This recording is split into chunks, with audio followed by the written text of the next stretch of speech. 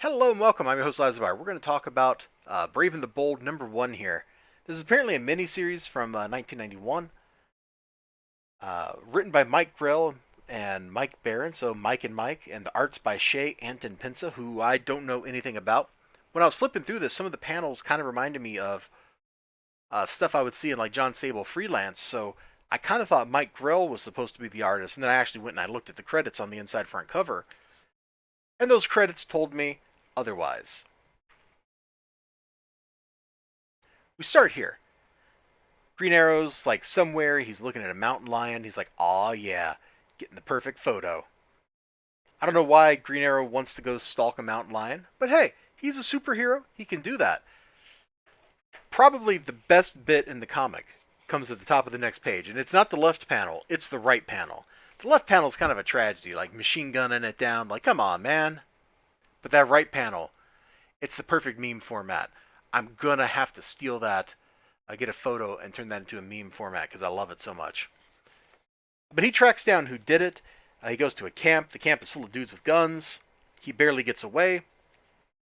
And then we cut over the next day to Black Canary in her floral shop. And she gets a huge order in. She calls up to confirm that the order's legit. And then this cop shows up. All right.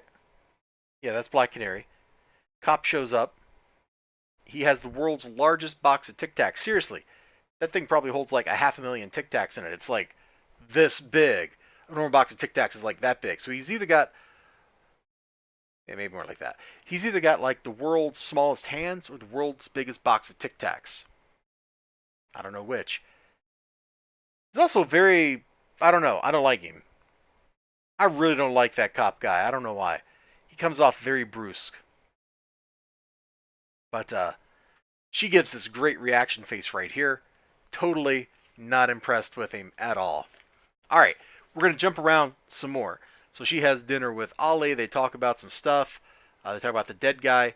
Apparently this dude, the flowers were for, was murdered in, can I say it? I guess I can say it. In traditional IRA fashion. And then he was scalped. Whoa. Nobody does that anymore. So this book already is throwing like a bunch of early 90s politics at us. It's very true to its time. Like this stuff, maybe not the scalping, but the stuff going on in Ireland was definitely, absolutely a big deal at the time. We cut back to the camp where the IRA guy and his allies are talking, and then we meet this dude who's spying on him. And that's John Butcher, who I had no idea who this dude was until I read this book. Actually, it's kind of cool. Now, let me just flip here. We got another very kind of like meme kind of panel right here. And then we get this cool fight sequence on this bridge, just like 3 or 4 pages long, and it's great. It's high energy. It's emotional from the, oh man, this is bad.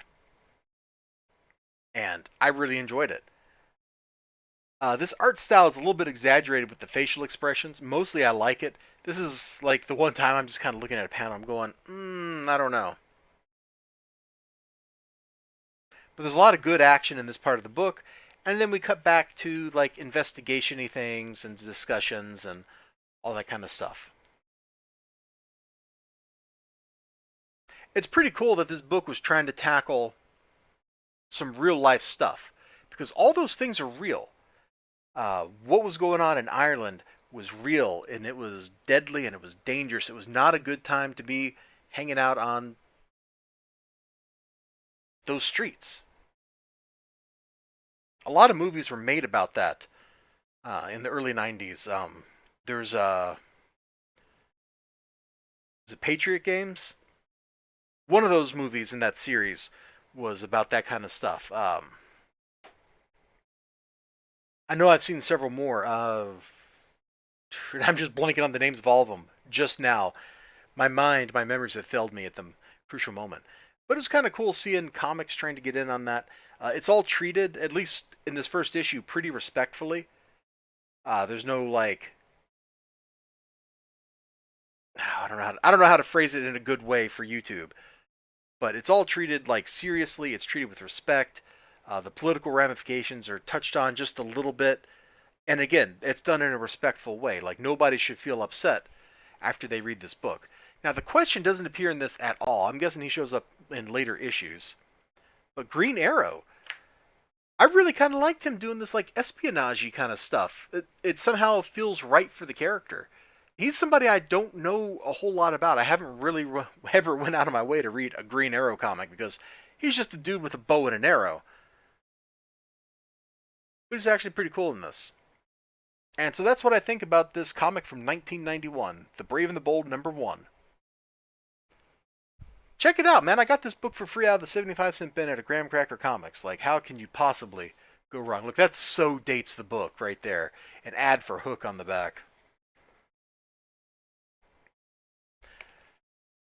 Oh, boy. I'm just going to leave it at that.